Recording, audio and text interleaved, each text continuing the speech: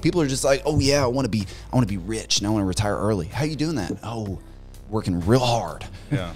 That's not going to do it, right? Putting a plan in action and saying, I have to do this for my future self. That's the definition of delayed gratification.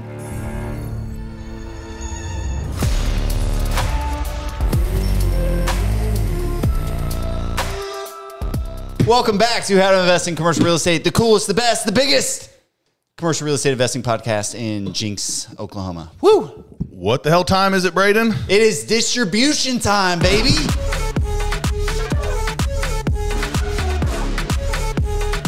Our favorite time of the year. And if you are invested with us, most likely you got checks in the mail or direct deposit to your bank account. Except for Stephanie.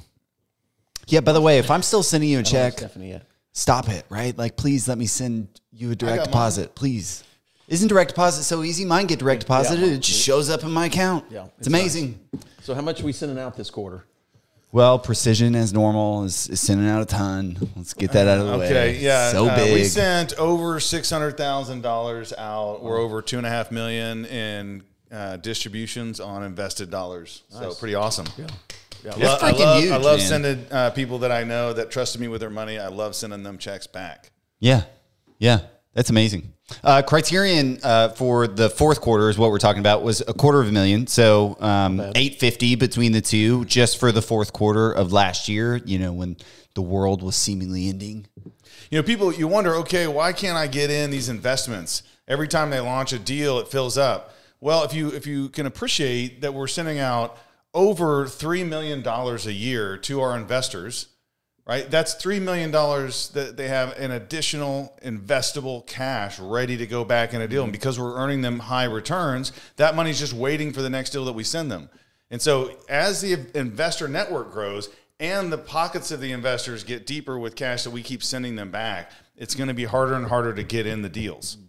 Yeah, and I will always say this, right, when we're talking about it, but we love getting people in deals. So if you want to get in a deal, email us and say, hey, guys, I've got X amount of money. I want to get it in a deal. I take priority on that because I love getting new people in deals. We always talk about every deal before we actually launch it, right? We say, oh, you know, we're looking at this place or this place. So if you're watching the podcast, then, you know, email us and say, hey, that sounds interesting to me. I want, you know, first right of refusal or something, or put me down for $20,000 preliminarily or something. And then they can have a chance to look at it and decide whether they want it or not. Always. But we've had people do that. So, all right, next exciting thing we're going to talk about is the results of our cold plunge challenge. Yeah, I got to start being careful what I say on this freaking show. I mean, we had way too many people do cold plunge videos, but it is exciting nonetheless watching all the videos of you guys going through the pain. I'm sure you've probably seen my video, which is, you know, I didn't suffer through a lot of pain. I got to be honest, guys. I kind of did like half of it. You know what I mean? But you know what I liked? I'm okay. I'd say, I don't know if you guys watched them all. I watched a good number of them. Aaron can probably tell us, but I'll bet it was 70% female, 30% male, maybe 75-25.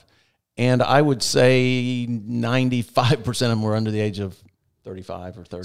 So my takeaway on that, I like that following. Yeah, for one, we love younger followers because as you're going to learn later in this show, it's so important that you start investing early. It makes all the difference in your life and where you end up. Yeah. But the reason I think we had so many young people is turns out young people don't have as much money as older people on average. And they're definitely more courageous when it comes to doing outlandish things. Pretty sure we didn't have any 64-year-old men doing it for $100. Yeah, that's right. They're like, I ain't doing that for $100. And the college student's like, I'll do that for $100. Yeah. And so maybe we'll have an age limit next time just to keep it, you know, spice it up. I don't know. Yeah. But thank you guys for sending in the videos and having fun with that. Not only is it good for you, start your day off right, but it helps connect different communities with this podcast, and that's what we wanted to do.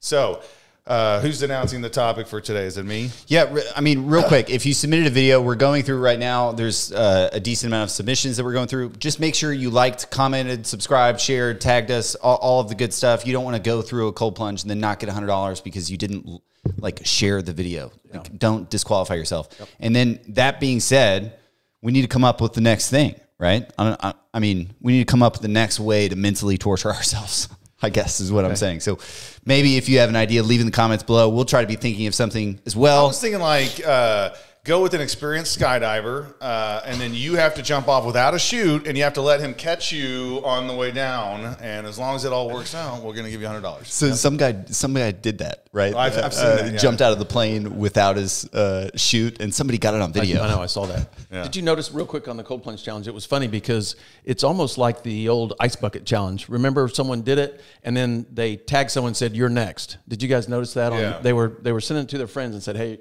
you're going to do it next." And I saw a few people didn't, like Braden here, didn't get in all the way. I said to the neck, but I guess they thought that means to the waist. Yeah. Well, that's okay. What was interesting is some people jumping in with clothes, with like hoodies, full hoodies and sweatpants. Yeah. Like I did not understand that. Like that was going to keep them warm. It's going to make it worse. It's literally going to make it worse. Especially, when you get out. All right. Anyway, the topic of the show today is super important, like you said, and it is just we're at the beginning of the new year. A lot of people are setting new financial goals. A lot of people are setting a goal of, I want to save X amount of money. I like money, whatever that goal is. There's probably something money related in it. And we just want to remind you that as you're saving and starting your investing journey, the size of your return matters. Yeah, there's two things that matter most. It's the size of your return and the time that you can give it to grow. And you can argue that the time is just as important. Oh, yeah. Definitely. And so, we've done a show like this before, but it's been a long time, and it's one of the most fun things we get to talk about. And I think it can help motivate people to get them over the hump to start their investing careers. And so what we did, we tried to take kind of like a median household income in the U.S. I think we chose about $60,000. Okay. We're not... obviously we can't cover what $200,000 dollars and like someone that makes $25,000. We tried to pick something that is going to relate to the most people. Yeah, but if you want to do this yourself, just Google discounted cash flow formula for retirement, and it'll pop up. And so what we wanted to do is the first one is we're going to focus on the size of the return or the rate of return you get. And so the scenario is this. You make about $60,000 a year in combined household income. And remember, we took a dump on Dave, and Dave's advice was 15%. Mm-hmm. Okay, so then we said, okay, that's easy. That's $9,000 a year or $750 a month. And we wanted to start with just a little bit of cash. So we said, okay, most households, if they sold some used furniture and they did a few things, they could come up with $5,000 in starting cash. We didn't want it to be a huge number. We think most average American families can come up with $5,000 to start. Yeah, that's a tax return for most people. In COVID, that was, what you got for being alive. I mean, people come across $5,000. Yeah.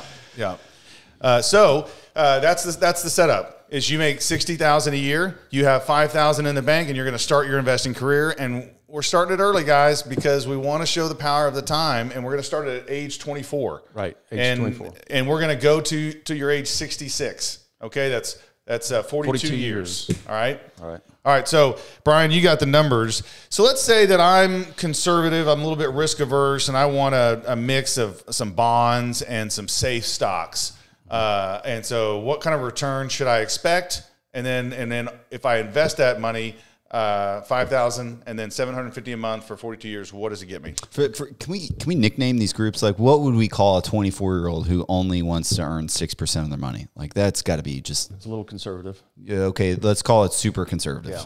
Okay. The super conservative 24-year-old. Conservative Karen. Conservative Karen. Oh yes. And we picked 6% because that's a good average for just bonds and some safe stocks. And so after 42 years at 6%.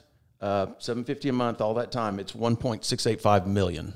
Conservative Karen, $1.6 million at 66. So that's interesting because that tells me that most American households, by just saving $750 a month, can get to $1.6 million by the age of retirement. And guess what? Not very many people that are 65 today have $1.6 million. Correct. So that should be eye-opening. All right, let's say that again, you're investing $750 a month every month for 42 years. Yep. Yep.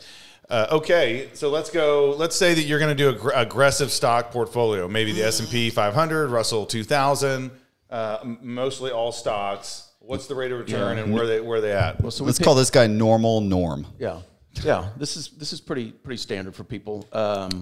So we picked 10% as an average. Okay, and after 42 years, it'd be $5.33 million. See. That's juicy. It makes a big difference. Norm is doing okay. Yeah. I mean, he's a multi-millionaire. I mean, we'll get into inflation a little bit later on. But I mean, that's a decent amount of money, and theoretically you can have that invested somewhere. Hopefully you're getting a dividend on that. It can just appreciate and you're living a decent life. So ask yourselves while you're listening, is in my current situation, am I able to save $750 a month?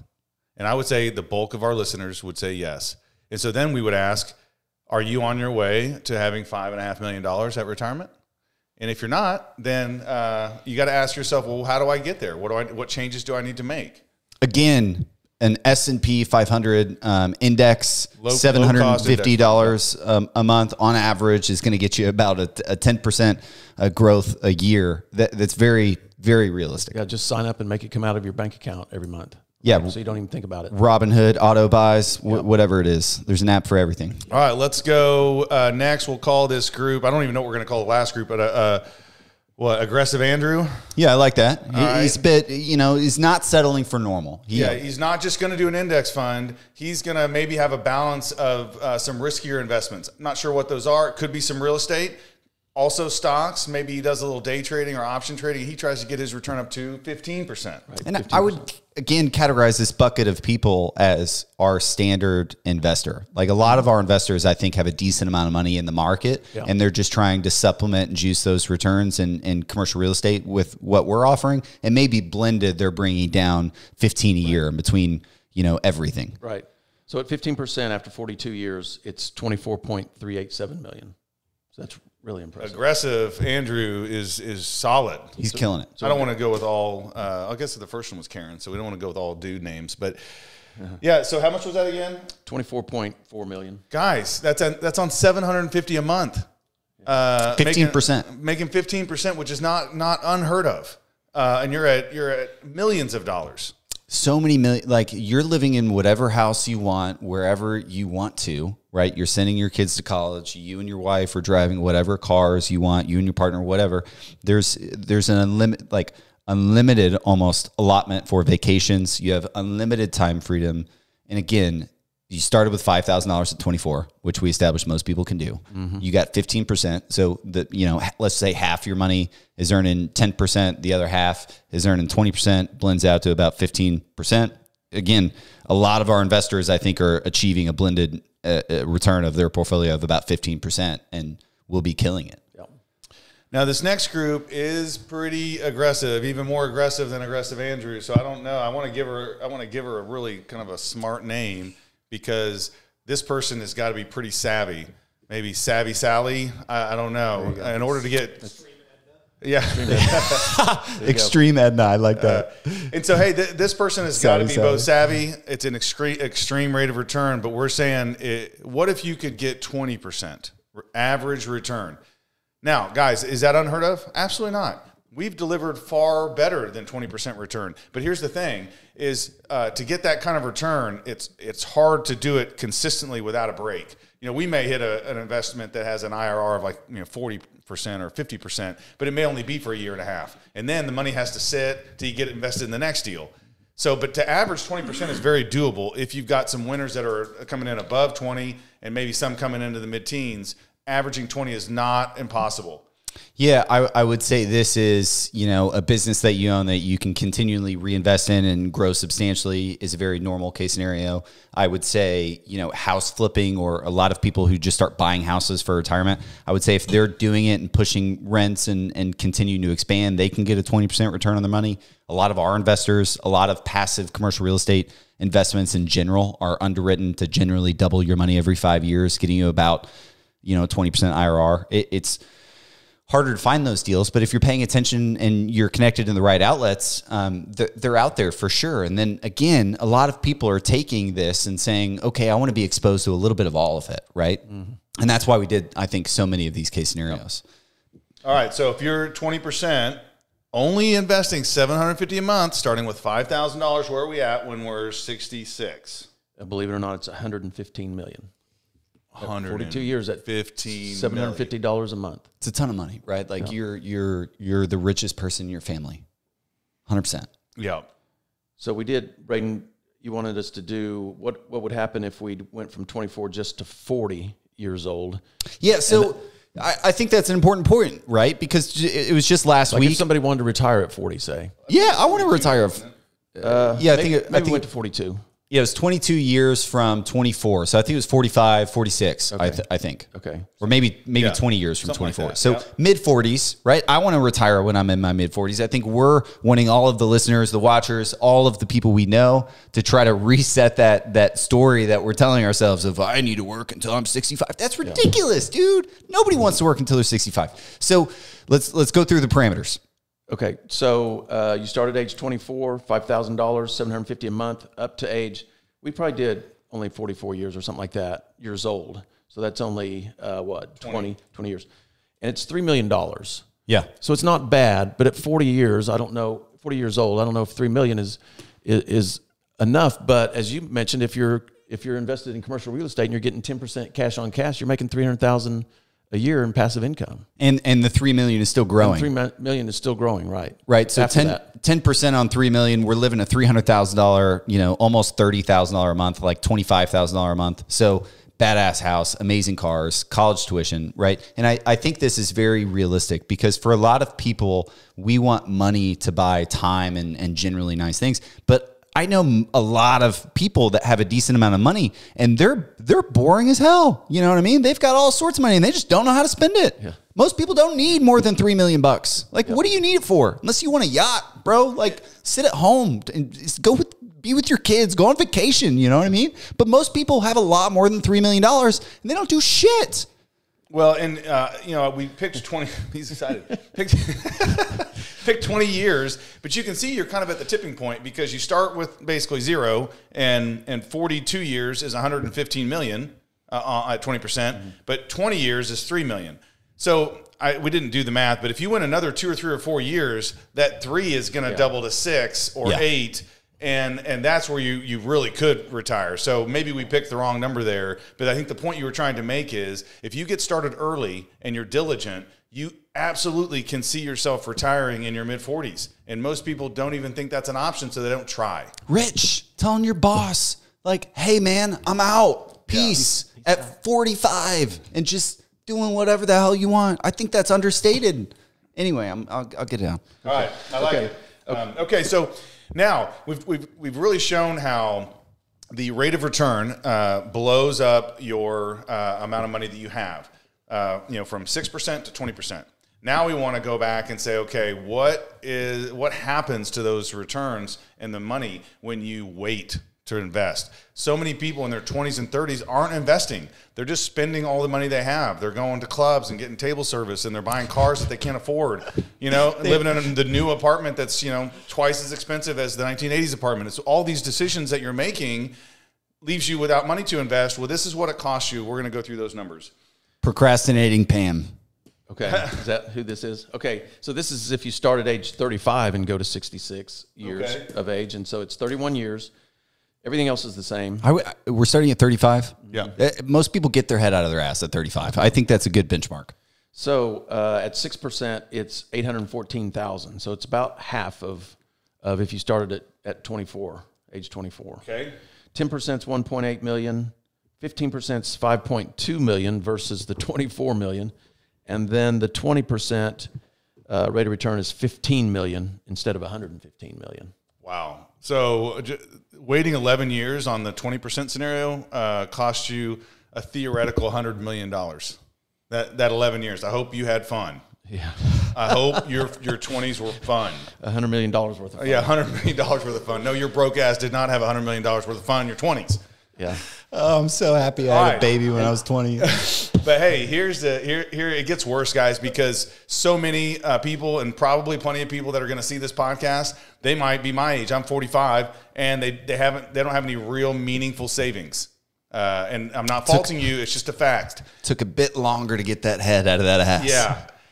Or maybe they had circumstances out of their control. Maybe they lost a job and needed the funds. Whatever. It's not a judgment show. But same scenario. Now you're at 45. Mm-hmm. You're going to invest for 21 years now instead of 42 years. Yep. All right. So 6% is $387,000. Not enough to retire. No. 10%, $639,000. Still not enough. 15%, $1.2 million, $1.235 million. Hey, I think that's enough. Do you think? I mean, again, right? Like, if you're not getting a new house every time you can, like if you just buy a house, it's paid off. You buy a car, it's paid off. Like you can live on all of these net worths and retire at 65 and be fine, right? You're just not doing whatever the hell you want. Yeah. Well, we also need to mention that inflation because we're talking about today's dollars. Okay. Yeah, we're about to slash the shit out of these numbers. 20% is $2.4 million if you start at age 45 at 20%. So if you wait till you're 45, instead of 115 million, it gets cut to 2.4 million. 2.4 million. Wow. So time is just as big a factor as the rate of return. And so, one thing you cannot control for sure is the rate of return. Nobody can. You can't control stocks. You can't control the market. You can't control real estate prices. You can't control. Can't control me. Yeah, but what can you control? Right? You can control when you start. That's what you can control. Yeah. And so take control over at least that piece and discipline yourself to put money in a secure investment every single month. Now, $115 million when I'm 65. So 42 years from now is all this money. But the trap of inflation, as we've talked about, is that money isn't worth what you think it's worth when you're ready to retire. It doesn't matter what the number is. What is the buying power of it? And so what we did is we took an average inflation calculator over the last 42 years, and 42 years from now, the dollar is worth 30% of what a dollar is worth today. Mm-hmm. Ouch. So whatever that assumes we get our shit together, right, and don't have years like the past couple. Yeah. If you compound that, it's bad. Yeah, and so the inflation calculator started in 1981 and went to 2023 because that's what they had data for, and so it really skipped the high inflation 70s because it was up till 1978, 79, 80. Those are some super high inflation years. Yeah, all the way up to. Tell us about those years, Brian. Yeah, well, my first. You want to know what the mortgage rate was on my first house? 18%. It was no, it was only 13. Okay, but that's pretty. He's not that old. Yeah. So if your calculator with whatever plan you're on says you're going to have $3 million, you got to be young. If you're in your 20s, let's say, that's $1 million. Right, yeah. You have to triple whatever it is the number is to really get that buying power. Yeah, and so that's an important factor that I don't think a lot of people are considering when they're trying to decide how much money they need or want in retirement. Yeah, that most people aren't factoring in the fact, or hopefully, right, that you don't have a ton of debt service when you're retiring. Like all of this passive income is not supposed to go to servicing your debts in retirement. Hopefully, you're paying that off, and that's why you can only invest 10 to 15% of your income, right? If you go get this massive freaking house and you retire with $1 million thinking it's going to be worth it, it might not, so you got to take that into consideration. Yeah. Well, I was trying to think of a couple other notes that we wanted to say. This example, guys, is $750 a month. Now that may be difficult for people making under 50 grand a year, and it may be difficult for, 23, 24-year-old just starting out in life. But a lot of people are, as their career progresses, they're going to have an ability to save way more than $750 a month, right? Any profession that makes more than 60 grand a year, you're making 100 grand. If you're making 200 grand, and there are people out there that do, you should be able to save $2,000, $3,000 a month, $4,000 a month by getting really frugal. And that kind of money can compound so much faster, and you can be out of the rat race that much quicker. Well, yeah, we ran a scenario like that. So we did age 35. Remember, if we invested for 31 years at 20%, it was $15 million. But if you put $3,000 a month in instead of $750 a month in, that $15 million goes to $57 million. Yeah, that's this guy's Surgeon Stu. He went to school for way too long. Surgeon Stu, medical school, then residency, then specialization, then paying back the loans. But at 35... Hey, nobody's paying back student loans. Nobody's paying back student loans. And so they're 35 years old, and they finally got a job at a hospital, and they're making decent money. Maybe it's 180 grand, 200 Stu's grand. killing it. Maybe even more. Surgeons make a lot more than that. So most doctors, they would tell me, oh, yeah, I could save $3,000 a month. So if you started at 35... making $3,000 a month, and you invest aggressively in real estate or with us or whatever, you got over $50 million in retirement 30 years later. Now divide that by 3, as we've talked about, to get your real number. Still not a bad number. Still not a bad number. Yeah, so I think we've highlighted here just how personal this really is and how many different options there are in different ways. There's not one avenue to financial freedom, and there's not one predetermined time, and there's not one predetermined dollar amount and lifestyle that we all want to live. I encourage everyone listening to this, if you are still listening to this, Google, what did you Google to find this calculator? Investment calculator. Okay, investment calculator, that's right? You've got time, you've got rate of return, and you've got how much you're contributing and maybe how much you started with. So 4 variables that you can change and just do a bunch of different scenarios. Yep. We did this in 10 minutes. We planned out a dozen people's life. Conservative Karen, Surgeon Stu, Aggressive Andrew, Extreme Edna, like all of these people, right? So go in, plug in who you are, who you think you can be. Are you going to go and dedicate a decade of your life to schooling and come out making a ton of money? There's a scenario for that. Are you going to start super young and not be able to contribute a lot, but earn an aggressive rate of return? Like there's all of these scenarios, and then it actually becomes a reality. People are just like, oh yeah, I want to be rich and I want to retire early. How are you doing that? Oh, working real hard. Yeah. That's not going to do it, right? Putting a plan in action and saying, I have to do this for my future self. That's the definition of delayed gratification. And the goal of shows like this, it gets us excited. Obviously, we love this stuff, but we want to motivate you. We want to get you excited about it. Instead of, getting excited about going to the bar this Friday night and blowing $150 on drinks for you and your friends, do that every week. That's $600, right? You're almost to the $750 with 4 nights of drinking, with paying $15 a mixed drink. So instead of being excited about that, be excited about your future and about how much money you can make, and think about all the people you can bless, all the places you can go, all the things you can have. That's how I did it. Is I started reading books and I started getting excited about what my future could be. So then I wasn't focused on anything else. I was focused on investing and saving and growing my net worth. So. Or just forget all of that and have a great 20s, guys. Yeah. Go spend that $100 million. Except you can't. All right, guys. Rate of return and the time you have to invest, the 2 most important factors that will determine how wealthy you are or how much freedom you have in this life. Yep. Until then, we'll see you guys next week. Thanks, guys.